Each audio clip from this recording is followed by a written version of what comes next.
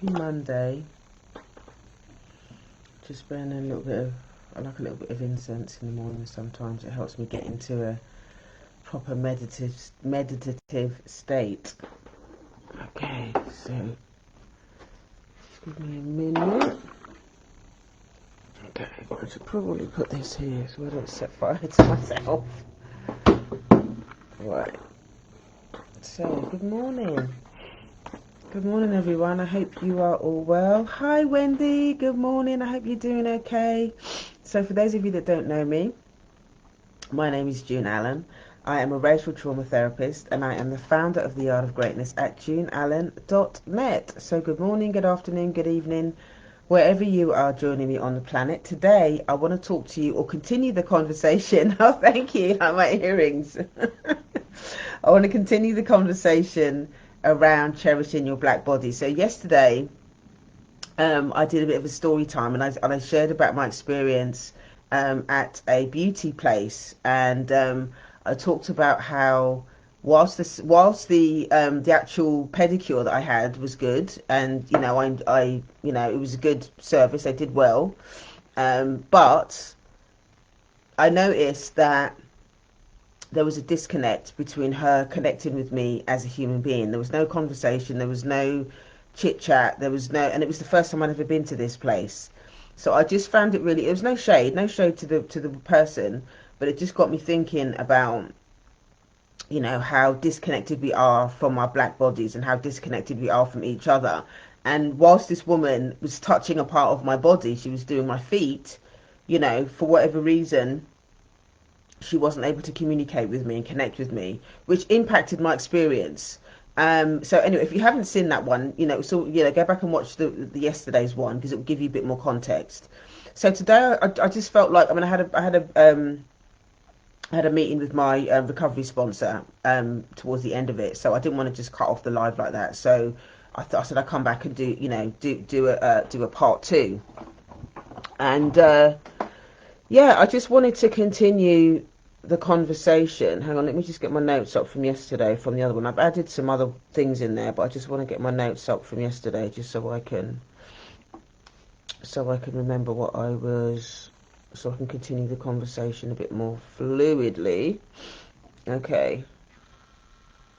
Where is it? This thing's taking a bit long. So what I didn't share about actually was the second place that I went. Okay, the second place that I went to after I had my my pedicure, I asked them. I said, "Is there a black barbers?"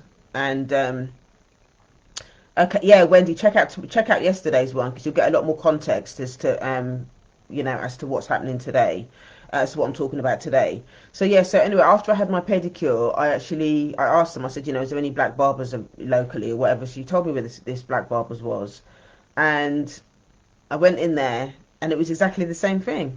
It was exactly the same thing. It was a black guy, there was some woman sitting another woman just kind of sitting in there chilling out. The place was, honestly, no disrespect, but it was disgusting inside. It was horrible. It wasn't very clean. And it's such a shame because it's a cute little place, and they could have painted it and just clean it. Do you know what I mean? Just clean it. Get rid of the rubbish and stuff like that. And it just, yeah. But anyway, I just wanted my hair cut. So I went in there, and it was the same thing. Didn't even ask my name, no chit chat or nothing like that. I just literally sat in the chair. He got the clippers out, shaved my head, quick. I didn't even show me the back, and that was it. It took like 10, 15 minutes. He didn't even. There was no care. It was purely let me just get this woman in and out and get my money and just crack on. And I think it's a shame. I think it's a real shame because. And I understand, like I was saying yesterday, the context of it is that,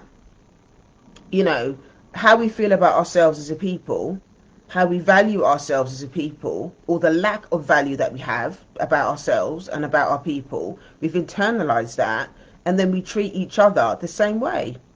The stereotypes about, black people not being able to give good customer service, and I know a lot of people laugh about it and stuff like that. I've seen comedians laugh about it and whatnot. But I believe that underneath all of that is because we've internalized that we're not that we don't feel like we're worth anything, and so we don't treat our people. We don't treat our community like we're worth anything. We objectify each other. We treat each other like cash. Like we're just there for cash to produce and to give people money. We treat each other the same way that the systems treat us. Yeah, we treat each other the same way that our systems treat us. And so, you know, there's no relationship. There's no relationship with our customers in that sense. We wonder why businesses we struggle. We struggle instead of thinking, oh, I need to just get more hair. Using the hairdresser as an example, or the beauty place, instead of just trying to get more clients in. Okay, instead of focusing on, oh, I need to get more clients in to do pedicure, manicure, think about the relationship. Am I building a relationship with my clients to make them want to come back? Am I creating, is the environment that I work in, is it conducive? Is it conducive to that person wanting to come back? Is it clean? Trying to create a home from home, is really important. Trying to create a home from home is really important. And as black people, for a lot of us that grew up in homes that were challenging, that were difficult, that were violent, and also living under the system, we black people are looking for places that are peaceful. We're looking for places and environments that are going to bring us peace. That are going to make us feel comfortable. So I think that a lot of places that offer services, a lot of places that are offering services are missing this. They're missing this trick. I'm giving you black businesses the tea now. So yes, and when you're saying yes, it's all about the grind and the bag for men. Yeah, but the bag is not going to get. Here's the thing. A lot of the people that I work with, I would not a lot. I would say all of them. Most of the people that I work with, right? They end up working with me for quite a long time. They end up working with me for quite a long time, and the reason for that is because I build relationships with them. And even though sometimes they might go away, sometimes they might leave for a few months, sometimes for a few years, and then they come back. They come back. It's like they have such a good relationship, and they know what I'm about. They might decide they want to go off and have a bit of a break from doing therapy, or they might want to have a break from doing stuff, because sometimes the work, sometimes it's a lot of work. Sometimes being consistent and doing stuff. Sometimes they feel like they just need to have a break, which is fine, and I'm 100% advocate for that. They're going to have a bit of a break, but the way that I treated them when I worked with them stays with them, and because the relationship is there, they come back. And just because they've actually left working with me directly, I keep them, most of them stay on my email list. So they still continue to be nurtured. I send these live streams out. I send these live streams out to my email list. I download them from my Facebook page, and I upload them to YouTube, and then I put them on my website and send them to my email list. So anybody that's working with me, whether they're working with me or not, sorry, this incense is starting to look like I'm... Anyway, so just move that out of the way a bit. Yeah, so anybody that's working with me, that's worked with me in the past, for whatever reason, they continue to be nurtured. They continue to be nurtured. And then I had an email from one of my old clients the other day. I think maybe what's happening is she's seen my emails that are coming through from this live stream challenge that I'm doing, and she just wanted to reach out and just say how grateful she was for the work that we've been doing together, the work that we did together back then, and how much it benefited her and all of that stuff. And she said that she's thinking about coming back, she's coming back in the future. That's how you build relationships with clients over a lifetime. Because people are in different seasons, but you've got to create an experience for people so that they have such a good experience, and you add value and really support them and help them so that they want to come back. So Wendy's saying many don't know because of the disconnect. They don't know how because of the disconnect. And creating rapport is necessary for building that trust. Exactly. And like I said, a lot of people miss a trick, and then they wonder why people don't, they're sort of baffled why people don't want to. They use the thing about, come and shop with me because I'm a black business. That is not enough for people to come and shop with you, and that's how I work. When I'm looking for a service, I will always look for black businesses first. Okay, I will always look for black businesses first. But if the service is not up to scratch or I don't feel comfortable, I just won't go back. I won't go back. And these are the things that that I will teach in the Black Business School. I've kind of pretty much made up my mind that I'm going to do this Black Business School because I've had quite a few people say that they're interested, and even if I just get maybe 4 or 5 people, if it's a small group, if I get a small group of people, then I'm more than happy to do it to start it. So I am going to do it, because I think it's really really needed. I think it's really really needed. But yeah, I think it's important for us to really think about that. And yeah, I don't, black people, we're so used to being objectified by others, by the system, by not being seen, by not being visible. Okay, when we connect with services that I suppose that are in direct relation to, specifically that are in direct relation to our body, connecting to our body, we need to go over and above. We need to go over and above. Like, I've been doing customer service stuff for years. I'm quite old school. I used to work for T-Mobile. It was called T-Mobile back in the day. It's called EE now, but I used to work for T-Mobile back in the day. And for years I used to work in the director's office, and that in the director's office is where you get all of the shit customers, all the letters that people write in where they're cussing out T-Mobile, they're vexed, they've had this, that, and the other happen, they're screwing. I want to talk to the director. All of them sort of customers. I used to deal with them customers for years. So I've kind of built up resilience about, not just resilience about people that are not happy, but also I've learned how, some of the madness that I've seen people go through. I've actually, I know what it's like to kind of treat people with kindness, to treat clients with kindness. It's not always about, yes, you have procedures and stuff in place, but it's also about having a human being that can look at things at a case by case basis. Yes, I have procedures and things like that in place as a therapist as well, especially like with my mastermind and stuff like that. I have things in place. But at the end of the day, if a client asks me something, it doesn't mean I'm going to break every boundary that I have. But sometimes it's depending on the situation, I look at it from a human perspective. And I ask myself, how would I like to be treated in this situation? How would I like to be treated?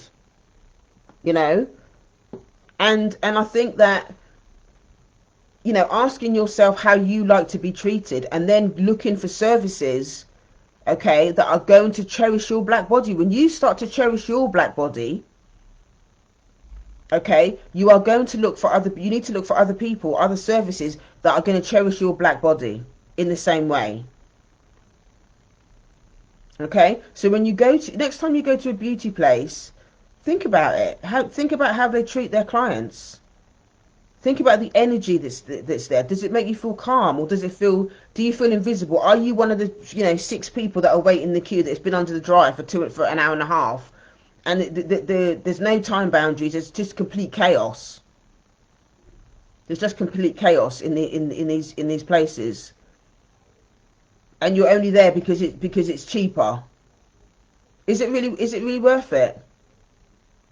For some people, it might be worth it because it's cheaper. Maybe you can't afford anything more expensive. But I know for me, I would rather save up and pay the extra money so that I can really feel like my black body's been cherished. I can really feel like my black body is being cherished. So when you do go to the beauty place, you go and get your hair done, or you go and get a pedicure or manicure or whatever, you really feel like you're being seen. You really feel like you're being seen, and that you're deserving of it. You're deserving of it. But it's all about the energy from the practitioner. It's all about the energy from the practitioner. Do you feel like that person really cares about your feet and your nails and whatever? Do they really care about it, or are they just focused on, let me just get this done because I've got another client in half an hour? Let me just bash out this one because I've got another client in half an hour. Are they actually talking to you like a human being? That stuff is important for your mental health. That stuff is important for your self-care. This is the next level that you need to be thinking about when you do your when you go and get your services done. Okay, when you go and get your services done, and listen to what your body's telling you. Listen to what your body's saying to you. You know. So Wendy's saying, I also wouldn't want that energy transfer. Exactly. You don't want that. You want to feel like you're a human being. You want to feel like you're being cherished. And what it is asking yourself those questions is about allowing your inner sacred self. Okay, we all have an ecosystem within us with different parts. Okay, and at the core of all of those different parts is your sacred self. This is your goddess self, your higher power. You are a cup of a higher power, the universe. You're a part of all of that. It's not external, it's internal. Okay, so it's checking in with that sacred part of yourself and asking that part of yourself, does this really work for me, or is this just a practical thing for me? Is this just a practical thing for me? And you can actually see, are you objectifying yourself? Are you objectifying yourself? Are you just allowing oh yeah, I'm just allowing anybody to come and do my nails because of this, that, and the other, because it's cheaper or whatever? Think about how you feel when you sit in that chair. Think about how you feel when you actually go into that establishment. Are people gossiping? Are they gossiping and cussing each other out? And think about all these things, because again, that's not good for your energy. That's not good for your vibration. What I hope you're all gonna get from listening to this, okay, is really thinking about how, in whatever choices you make, especially when it comes to beauty and stuff like that, is this experience raising my vibration? Is this experience really raising my vibration? And think about it as a spiritual act, because your body is a temple. Your body is sacred. If you're used to feeling unworthy and you feel disconnected from your body, and maybe you don't like your body, and you find it really difficult to go and do these things, if you take your time and find somewhere that is really going to help you nourish and cherish your body, you're going to change the relationship that you have with yourself. If you really give yourself permission to take the time, if you really give yourself permission to just check the place out. Maybe don't have the full-on thing. Maybe just do a little thing when you go to that. Maybe just have a service that, just go and try something really small. Go and try it a couple of times and see how you feel. Because I think that it's all very well to think about it from a practical perspective. Yes, you need your nails done. Yes, you might again need a pedicure and all the rest of it. But if you think about it from a spiritual perspective, from your sacred self, what would you do differently? Would you still be going to that same place? Would you still be going to that same place? Would you still allow that practitioner to put her hands on you, to touch your hands, to touch your feet? Would you allow that practitioner to continue doing what she's doing just because she's cheaper than the place around the corner or whatever? If you were thinking about it from a spiritual perspective, would you still go to that same place? And I'm sure for a lot of you, maybe the answer is no. Maybe the answer is no. Maybe you just put up with going there because you're so used to. Maybe you're used to chaos. There was a time where I used to find myself in places that felt chaotic, relationships that felt chaotic, because I didn't understand. I didn't know any different. I didn't know what it meant to allow myself to be in places that created peace. And actually, when I were in places that felt peaceful, I couldn't stay there because I was sort of hypervigilant. I was like, oh, is it because I'm not used to it. Because I'm not used to it. I wasn't used to it at the time. I didn't understand what it meant to truly love myself. To love yourself is not just about getting your nails done. It's assessing the whole experience and asking, is this really right for me? Is this really right for my sacred self? Is this really going to work for my sacred self? You know, one of the reasons I wanted to come on and do this one today as well was to talk about the whole idea of the trauma that we experience around our hair. You know, I had an email from one of my new clients, and she was talking about her hair trauma. She's talking about her hair trauma. She's talking about how, how much pain and stuff that she's been in, because she would get, her family would say things about, and there were so many different ways that we experience hair trauma. But it's something that's not really talked about. We talk about texturism and stuff like that, and there's, if you've seen the movie Good, quote unquote, Good Hair, that Chris Rock did a few years ago as well, it's really interesting watching that movie. But yeah, I think this is also an important part of the work that I do with clients around loving themselves and understanding how much we've internalized. Because again, we're continuing the pattern. When I was a child, my mum used to plait my hair. I'm sure we'll all identify with this. Our parents, my mum would plait our hair or whatever. And I wasn't allowed to touch my hair. I would get hit with the comb if I went like that to touch my hair, to see what she was doing. I would get hit with the comb. It's almost like my hair didn't belong to me. My hair didn't belong to me. I wasn't allowed to have any. I didn't have any say about how my hair was combed. I didn't have any. And when I was 14, actually, my mum beat me once because I went and I used to work in a hairdresser. I used to be a hairdresser years ago. I used to have a Saturday job, and I really idolised Grace Jones. I still idolise Grace Jones, and I remember having my hair cut like her once. I was 14, and I was absolutely over the moon. I thought that the hair looked crisp. The hair looked crisp, and when I got home, my mum beat me. She beat me because I cut my hair like Grace Jones. So the story that I told myself about that is that, number one, my hair doesn't, I don't even have autonomy over my hair. The hair that grows out of my head, I don't have any autonomy over it. And the other story that I learned is, expressing myself as a teenager, finding my own identity was not allowed. Finding my own identity was not allowed. So there was this thing then about my hair. There's almost like a hatred for hair, and we've heard people talk about good hair, all of that kind of stuff. Yes, Wendy, that's what happened. That's what happened. And you know what? It didn't stop me loving Grace Jones. I mean, I went to see her last year? I went to see her. Absolutely amazing. I met her once as well. I met her once in a hotel in London.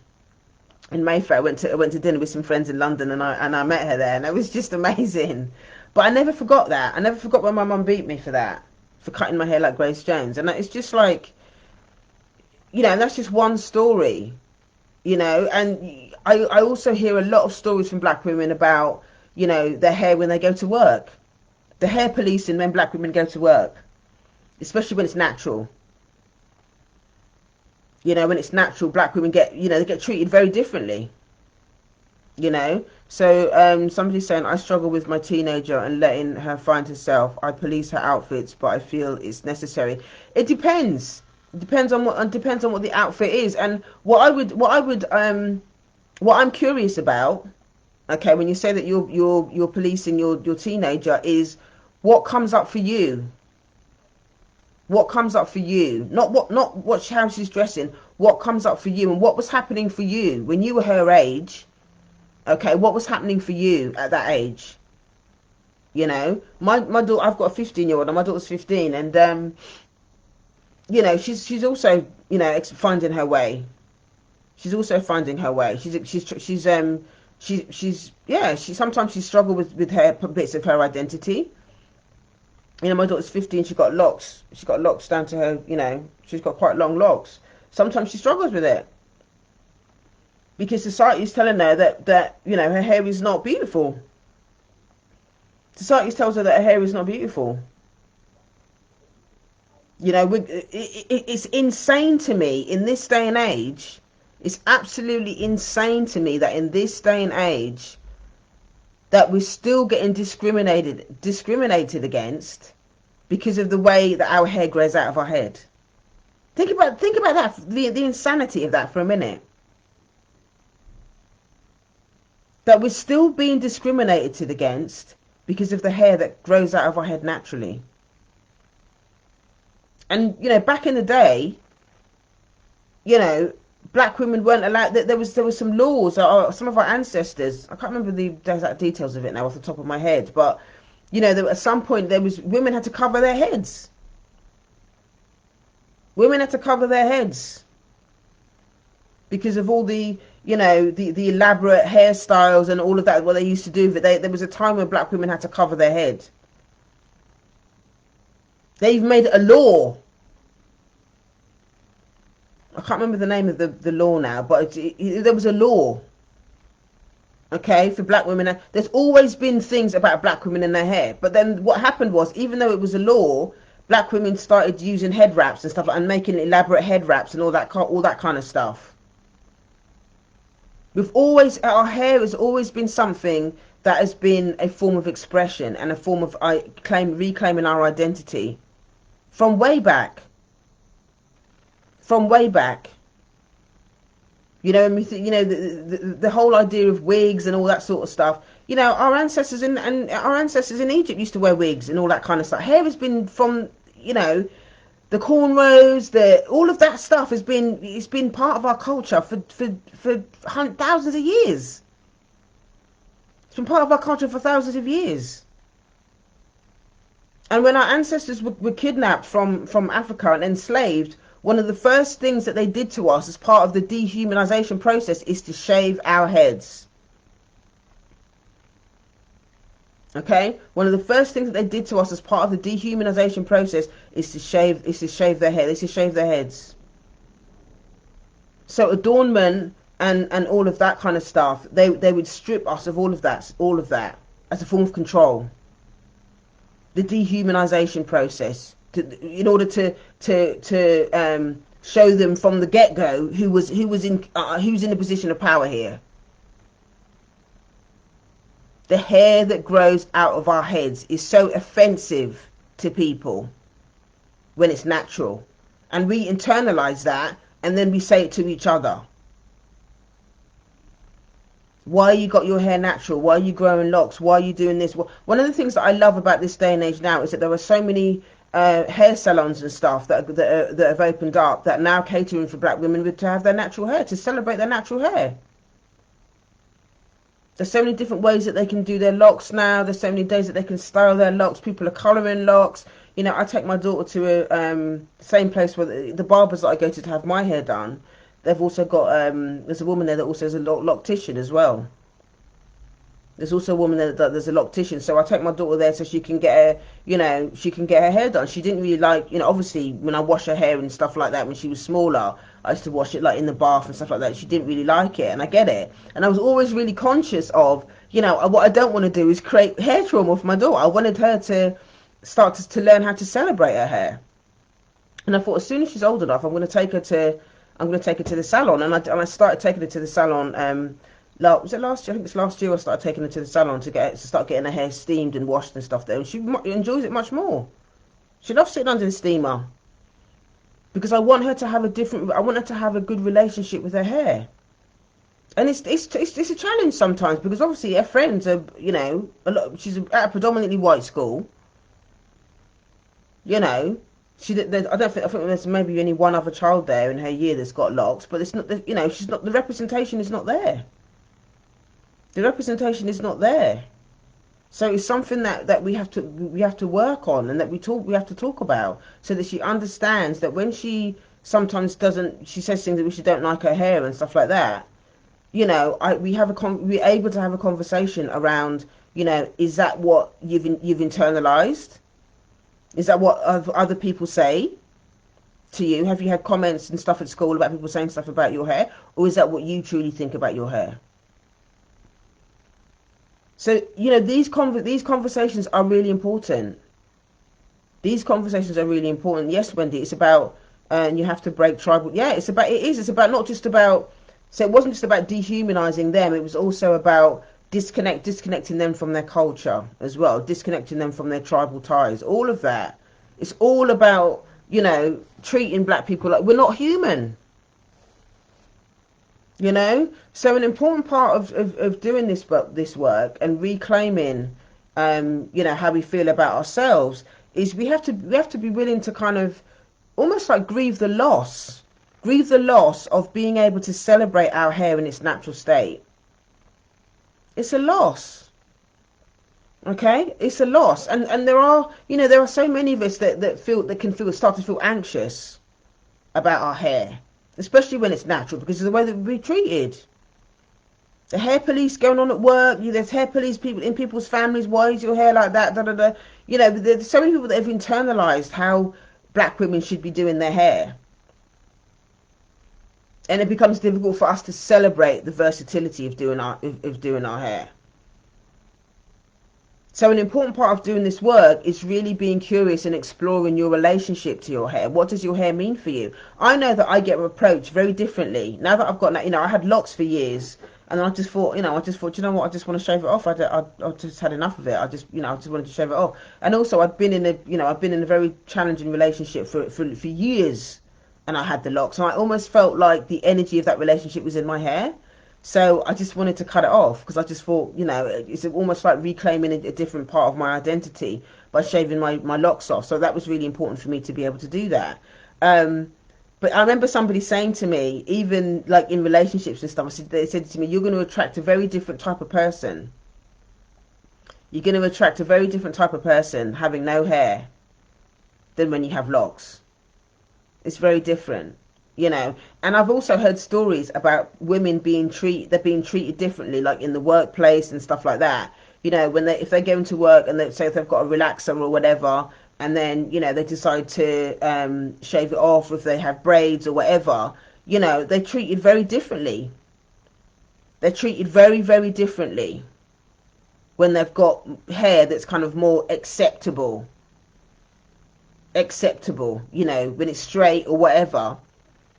I remember in the movie that Chris Rock did about quote unquote good hair, and there's that scene where he talks about people calling when people have their hair straightened and they call it relaxed. He said it makes white people relax when your hair is relaxed. White people can relax when your hair is relaxed, and black people can relax too when your hair is relaxed. But it always makes me feel sad, because at the end of the day, this is how our hair grows out of our head. This is how it is in a natural state. But yet we're so rejecting of it. And there are studies that are coming out now that these relaxers and chemicals that we're putting on our hair is giving black women fibroids, and it's toxic to our bodies. These studies are coming out now. And so, on the other hand as well, it's quite good that a lot of these salons and stuff, they're starting to find other ways of being able to do the hair in a natural way. Some people have silk press, all that kind of stuff, which means they don't have to actually put chemicals on. We are finding different ways of being able to do our hair because of all of these things. So somebody's saying, recently shaved off my locks, feels very liberating. It's the best thing I've done during this season, perimenopause. Oh my gosh, I so relate. I always say when people say to me about, me shaving off my hair, I always say to, especially black women, I always say, I would say, try it once. Once in your lifetime, just try it, shaving off your hair. I found it the most liberating thing. When I first did it back in the day, I mean, obviously, because I was a hairdresser, I was never really, attached to my hair. I was always doing strange things with my hair. I've had blue hair, I've had locks, I've had relaxers, I've had weave, I've had you name it, I've had it. Every colour under the sun, I've had it. I've had blonde, I've had you name it, I've had it. So I was never really that precious about my hair. I was always quite adventurous when it came to my hair. But when I shaved it off, the first time I shaved it off, it was so liberating. It was really liberating. And, I love my bald head now. I love my bald head, and you can style up things differently. And sometimes when I go to my barbers and get it done, I'll get him to put like a part or whatever in it, so it's kind of Grace Jones-esque. So even though my mum beat me when I was 14, I can still. That's maybe one of the reasons why I'm like that with my hair now. Maybe that's one of the reasons why I'm like that with my hair now, because at the end of the day, It's me being able to celebrate and own, reclaim that part of myself. It's about reclaiming that part of myself, and that's an important part of your work as well. As a black woman, it's an important part of your inner work is to explore the relationship with yourself and learn how to cherish your hair. Have fun with it. You know, if you want to put the wig on one day and then the next day you have it short, and then the next day you're gonna, you know, put box braids in it or what, you know, have fun with it. That's one of the things that I love about us as black women, is that we can, that our hair is versatile and that we can do whatever we want with it. But what I would say to you amongst all of that is, while you're being adventurous, also be curious about what you've internalized about your hair. Be curious about, you know, remembering, think about, you know, what was the relationship to black hair when you were growing up? You know, so Wendy's saying she couldn't beat the she couldn't beat the grace out of it. Exactly, she couldn't beat the grace out of me. You know, and I, you know, like I said, I went on to meet her. I went on to see her in, like, when she came to London. And I love the woman. I mean, she's in her 70s. She's amazing. She's in her 70s. She's amazing. You know, but hi Laverne, thanks for joining. But yeah, just really be curious with yourself about how you feel about your hair. What were the narratives and conversations that you were having, okay, when you were growing up? How did you hear your parents and you know, I always remember my brothers crying their eyes out when my dad would comb their hair. There was no mercy. You know, I remember hearing them crying all the time because they're so rough. They're so rough.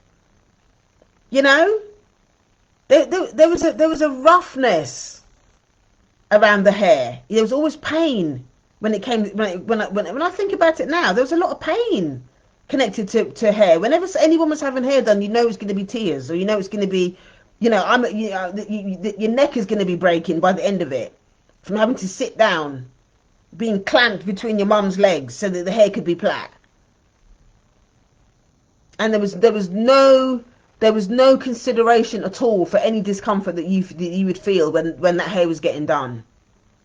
And yes, I get that they were trying to, you know, they needed to get the hair plait or whatever for school the next day. I get all of that. But there's something about having to disconnect yourself from your black body, or no consideration being given to your black body. There was no conversations. And I think that we've internalized a lot of that. Yes, they were doing the hair because they needed to get us ready for school, but the fact that there's no conversation about, you know, is your neck comfortable? Do you want to have a break? Is it feel okay? Is it too tight? All of these things are not, you know, this is how we end up disconnected from our black bodies, because we've internalized those things, and we're so used to, what we're taught then is that we should override how we feel, because that's how we were treated when we were younger. We do that to ourselves. We override how we feel about things. We override it when we're feeling uncomfortable. If people treat us any certain type of way, we don't know how to stand up for ourselves and show up for ourselves, because we overriding it. That's what the system has taught us, and what we've internalized. So we don't know how to cherish our black bodies because we haven't been taught how to cherish our black bodies, and we end up in situations and circumstances and in these beauty parlors that don't know how to take care of our black bodies either, because we don't know no different. All we know is I have to allow myself to be uncomfortable. When it comes to anything to do with my body, I have to be uncomfortable. And then we wonder why we end up in relationships with people that also abuse our bodies, because we don't know how to cherish our bodies, because we haven't been taught. From the minute, okay, that any parent puts their hand on their child, okay, The disconnection from your body. You're teaching that child that their body is not, their black body is not sacred.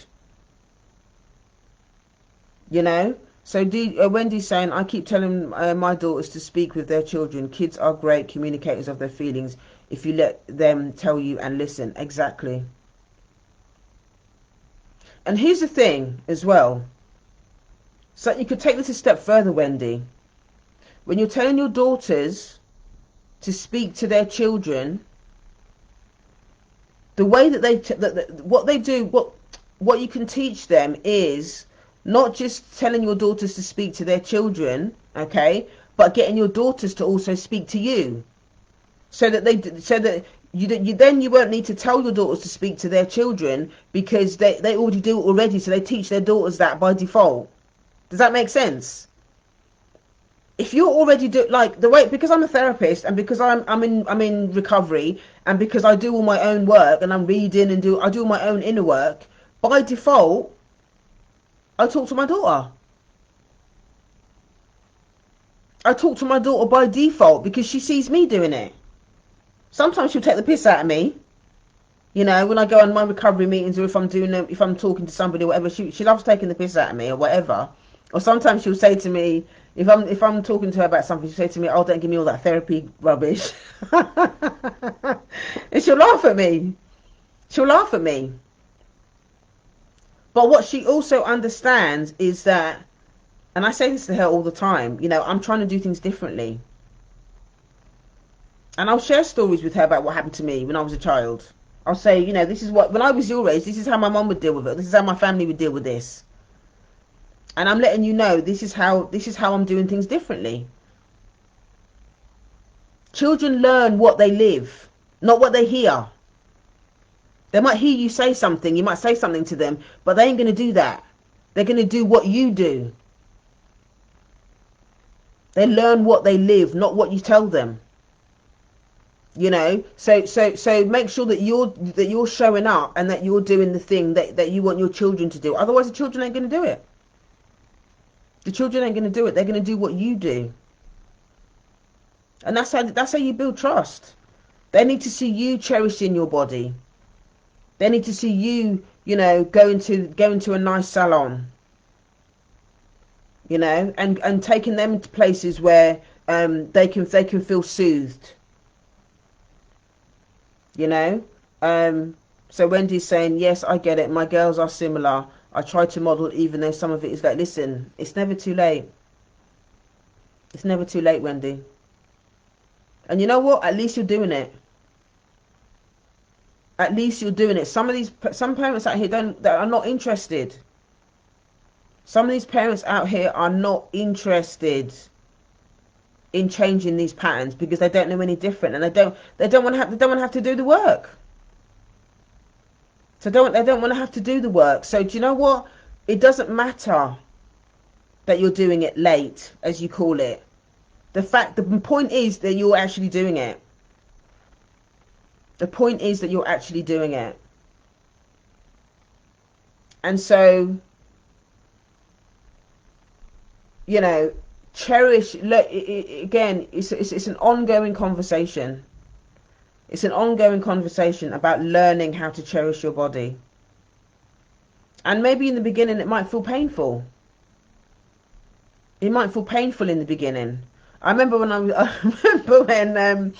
you know, but the first relationship that I got into, when I've been in recovery for a number of years, the first healthy relationship that I got into, I cried a lot in that relationship. Not because I was unhappy, but because it was the first time that I'd been in a relationship with somebody that I really felt respected my body, and that somebody that was really kind to my body, and that really cared about how I felt. And I cried because I realised that I'd never experienced that before with another human being. Because I felt cherished, I felt seen. You know, and I think one of the reasons why a lot of us as black people are so, you know, they can lead with sex. It's over-sexualized. It's over sexualized because a lot of us don't know what it means to be tender. A lot of us don't know what it means to be gentle and kind and soft. So in order to deal with the pain that comes with the intimacy and gentleness and closeness, everything's over sexualized. I don't know if that makes sense. Everything becomes about sexuality because just to have somebody hold you and be tender and gentle, that in of itself feels more painful because you have to be present. There's something about being tender and gentle without the sexuality part that feels more painful. Let me know if this is making sense. It feels more painful to allow somebody to hold you and see you and hear you without the sexual part of it. But some of us are so disconnected and so numb to that gentleness and tenderness and sweetness that we jump to the sexual part because then it becomes something else. It becomes something else. So it's about, and that's something that's actually really important, because when you start to cherish your body and honor your body and understand your body and not override how your body's feeling, that it by default is going to have a different, it's going to have a huge impact on then how you interact with people. When you interact with people, when it becomes around your sexuality and all of that kind of stuff, that's the vulnerability of true intimacy. Yes, that's what it is. That's what it is. But a lot of us can get stuck or get trapped in that kind of porn star vibe. They can get stuck in that, okay, because the vulnerability and tenderness of intimacy, they can't do it because it doesn't feel safe. It doesn't feel safe because they don't have that sort of relationship with their body. And this can be particularly true of people that experienced SA when they were children as well. I won't get too much into that now, but that's what can happen. Things become over sexualized because of what happened to them when they were children. That's a trauma response. And I believe that's one of the reasons why in our community that there is so much of that going on, especially when it comes to in the music and in the industry. A lot of the thing it's all of that. Everything's out there, and then it's being labelled, oh, that person's really, they're sexually liberated and all the rest of it. I don't believe that's just it. I don't think it is that. This is my personal opinion. I think a lot of it is trauma. I think a lot of it is trauma. As a community, black women are objectified all the time. So Wendy's saying this is so evident in our youth, even in the dance. Yeah. And I think that's the only way that this acceptable in society for us to express. The acceptable thing in society for us as black women is that to behave like that. So if society rewards black women for behaving like that. And I think there's a huge difference between being sexually liberated, and doing it in such a public way, in such a brash way. Is that really cherishing our black bodies? Is that really how we cherish our black bodies? And maybe I'm sounding like an old person, but there's something about it that doesn't feel sacred. If you ask ourselves, is that really sacred behavior? This is one of the reasons why I don't listen to a lot of hip hop, because it feels like a what's the word? It feels quite violent. It feels quite violent to my ears when I listen to that stuff, and whether it's men doing it or women doing it. It feels violent. you know. And I know a lot of these rappers and stuff, these people that sing this stuff, they get, you know, they get rewarded for it, they get paid to do it. And again, there's a reason why the system wants that, because then if we continue to objectify ourselves, if we dehumanize ourselves by all of this over sexual, you know, then we're gonna treat each other a certain type of way, you know, and it's just not, we're just not going to be able to have relationships with each other in a way that feels really sacred if we're doing all of that, you know. So Wendy's saying man and man standing holding up, what's that, man and man standing holding up the wall, simulating sex acts instead of centrally the intimacy and spirit. Listen, like I said, it feels brash.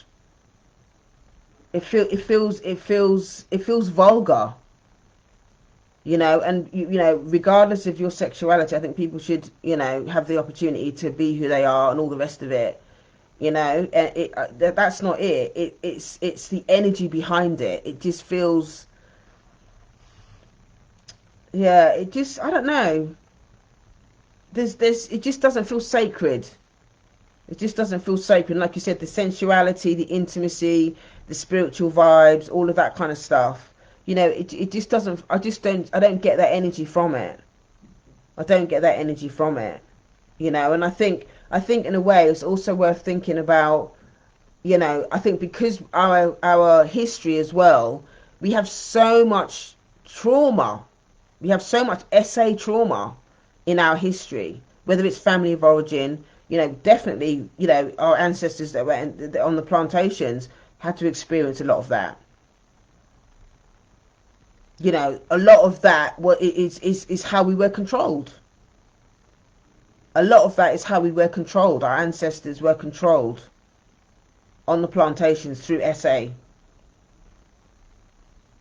Okay? And so I also believe that stuff is being translated now in sort of like that's how it's showing up. That's how it's showing up. You know, so somebody else is saying, I turn off when I'm in my girl's car. It is a systemic agenda to distract and destroy our children. It's extremely vulgar, but violence is the perfect word. If you act lovingly, then you will sit. Yeah. Again, it's almost like, yeah. Again, it's this the internalization of, oh well, if you're tender and gentle, then they're making that, even that is derogatory. So we end up doing the work of the oppressor. We internalize the oppressor, and you know, and I said this on a previous live stream, that there's going to be a part of us, there's going to be a part of our internal ecosystem that identifies with the oppressor. Yeah, there's going to be a part of us that is identifies with the oppressor. And yes, people playing it, people will play that music. They don't care. They play it to their kid. You know, when sometimes my daughter will, she thinks it's funny sometimes to put on stuff. I tell her to turn it off. She thinks it's funny because she knows I don't listen to all of that stuff. But there's a reason why. There's a reason why. And if you don't understand how the system operates with all of this stuff, you're not going to understand it. You're just going to internalize it and then repeat it to your pass it on to your family and your children. If you think about Neely Fuller's work, okay, if you haven't read it already, he's got a great book called the title's so long. But if you Google Neely Fuller, okay, if you Google Neely Fuller, he's got this amazing book that talks about you know, what racism is. And he talks about racism having 9 areas of people activity, okay? Economics, education, entertainment, labour, law, politics, religion, sex and war. And entertainment, okay, when we think about entertainment, okay, that's music, movies, all that sort of stuff. They are going to use those methods to continue to say and do derogatory things. You know, and yes, the vibration is way too low. There's no sacredness in it. There's no sacredness in it. But under the system, there's so many of us that don't feel worthy, that don't think we're good enough. That's how people get their kicks. That's how people end up, you know, oh, the beat's really good. They don't really matter what they're saying. They just got good, really good beats. So it's like, it's an affirmation. Let's be real. If you're repeating all of these songs with all of this stuff in it, okay, it's an affirmation. So what are you saying about yourself and your body? Okay, what information are you telling your body, and what information are you absorbing about your blackness, if you're absorbing all of this stuff, if you're taking all of this stuff in? This is another reason why I'm an advocate for not using the N-word. That's a whole nother conversation, but that's why I personally don't use it. Not even as I don't use it as a term. I don't want to hear the word. I don't want to hear it. And the reason for that is because, like the late great Maya Angelou talked about this, and she was saying about, for a lot of our ancestors, that was the last word that they heard. And even now, are people being slaughtered on the streets? For a lot of people that are now ancestors, the last word they heard was that word. And I don't care how much people try and bend it and twist it up and say, oh yeah, now we're going to reclaim it and da da. It's still.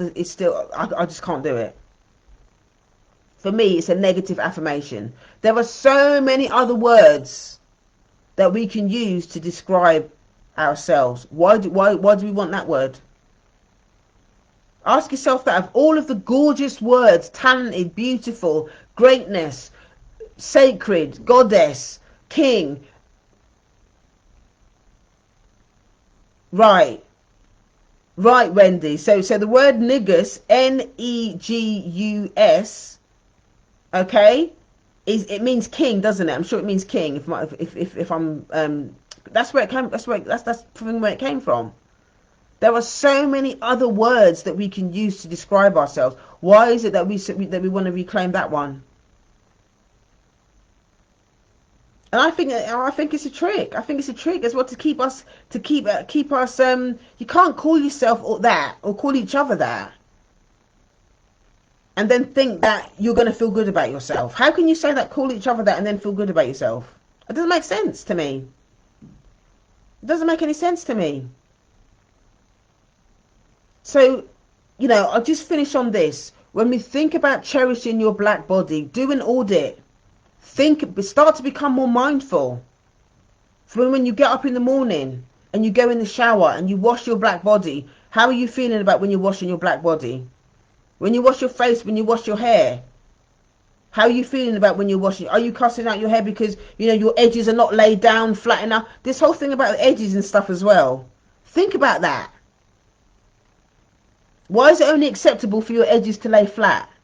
Does it grow flat out of your head? No. It doesn't grow flat out of your head. So why is it that you want the edges to be really flat on the side of your head when that's not how it grows out of your head? Think about these things. Think about these things. Think about the context of these things. What are you telling your black body when you do these things? When you get dressed in the morning and you put your clothes on, are the clothes that you're wearing, do they honour your black body? Do they honour your culture? Are you wearing clothes that you think is going to be acceptable to others rather than how you feel? When you put your jewellery on in the morning, is it honouring your black body?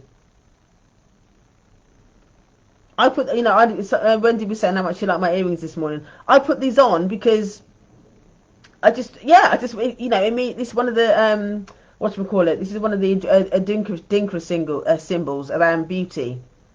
Yeah, from Ghana. And I love these earrings for that reason. I wanted to give it a little Ghanaian vibe this morning. So Wendy's saying I had the exact same conversation yesterday with my 13-year-old granddaughter, flipping laid edges. Yeah, exactly.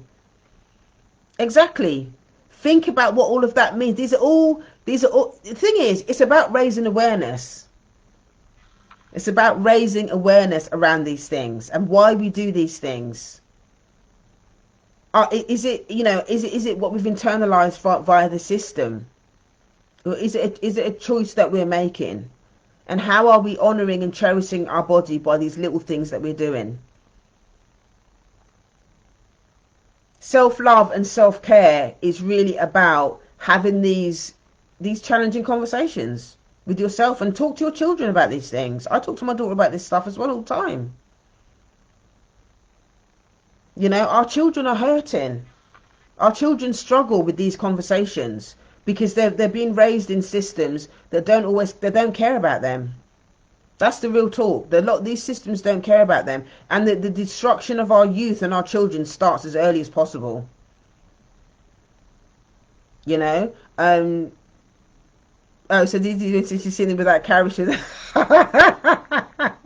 You see them without the carry shells. It's all about having a little nod, isn't it? It's all about having a little nod to celebrate in yourself. And you know, all these little subtle things. It might not seem like a lot. Oh, it's only a pair of earrings or whatever, but internally it does something. Internally it does something. And I know that when I do this stuff like this, my inner teenager, that 14-year-old that got beaten for having a haircut like Grace Jones, she likes it. My inner 14-year-old, okay, she likes it when I do this stuff because it makes her feel seen.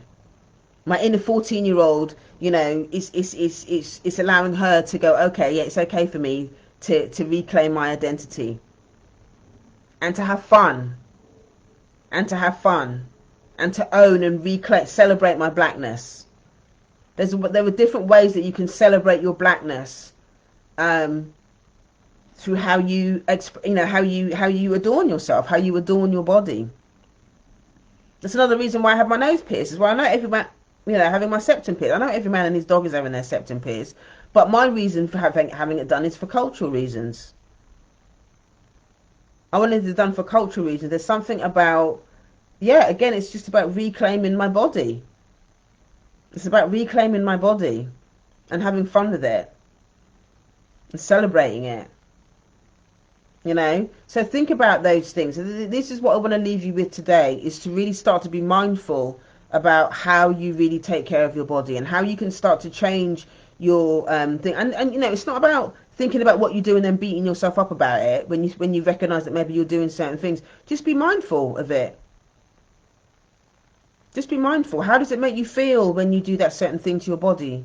You know, how often do you feel like you're overriding your body? Do you feel numb around your body? Are you still finding it difficult to really connect with your body because that inner critic is still saying that your body is, you know, being in a black body is not great, and you feel unworthy, and there's part of you that doesn't like your black body? You can change that conversation and start to have conversations. Well, why don't I like my black body? Instead of trying to avoid the discomfort that you feel about living in a black body, get curious about it and ask yourself, well, why is it that I feel uncomfortable? What happened to me?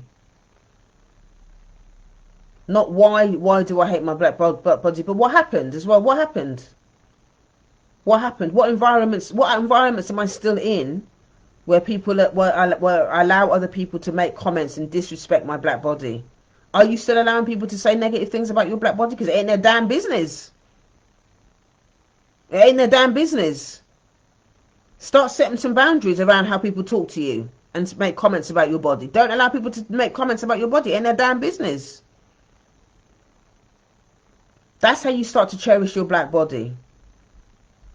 By being absolutely clear with how you allow other people to talk to you. The people might not change how they talk. They might still want to continue because that's what they're used to, but you can remove yourself. You can say to them, I'm not going to continue this conversation with you because my body is my business, it ain't your business. And if you continue to talk to me some type of way, I'll see you later. You can't control other people, but you can control how you respond. If people are being disrespectful about your body, don't let them people at work touch your hair. Don't let these white people at work touch your hair. You wouldn't go up to a white person and say, oh, can I touch your hair? So why is it okay for them to touch your hair? The reason why they think it's okay is because we have a history, okay, where white people have always had access to our body. Under the system, white people have always had access to black bodies. So they don't feel no way about coming up to you and touching your hair. That's why.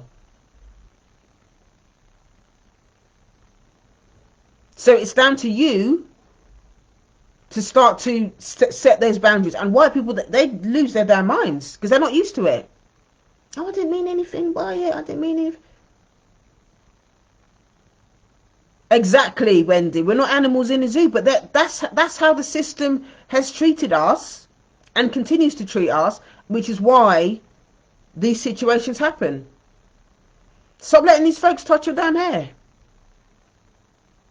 Stop letting folks touch your hair, because you wouldn't go up to a white person and do it. Even just saying it, it's like, oh no. So why is it okay for them to come and touch your hair?